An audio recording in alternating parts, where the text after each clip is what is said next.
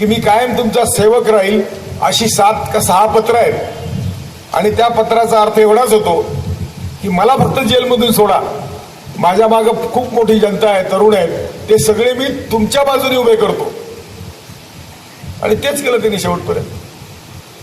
त्यांनी 6 सोनेरी पान लिहिली, म्हणजे तो देशाचा इतिहास असं ते म्हणतात आणि ते स्वतःच म्हणतात की आमच्या देशाचा इतिहास आम्हाला बुद्धापासून लिहिता येईल, त्याच्या पूर्वीचा लिहिता येत नाही, त्याच्या पूर्वीचा लिहिता येत नाही.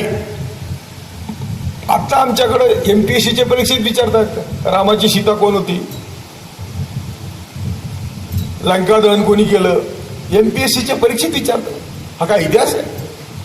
हे काय चाललंय का?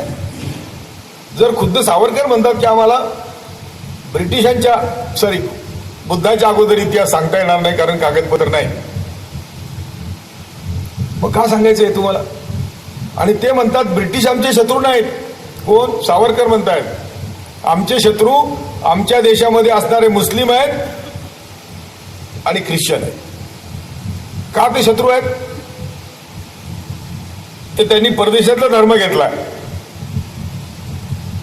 आणि ते धर्माचा निपात केला पाहिजे. निपात म्हणजे कसा करायचा? तर त्या धर्मातल्या स्त्रियांची, गरोदर स्त्रियांची पोटं फाडायची, त्यांचे गर्भ काढायचे. 154 पान वाचा 6 सोनेरी पानाचं. आणि काय मग? तर एक स्त्री मारली की 5 पुरुष मोकळे होतात, आपोआप संख्या कमी होते वगैरे वगैरे. पुढे आलं तर गोळवलकरचं मी सांगितलं की त्याला विचारलं माझं दलितांचं काय करायचं.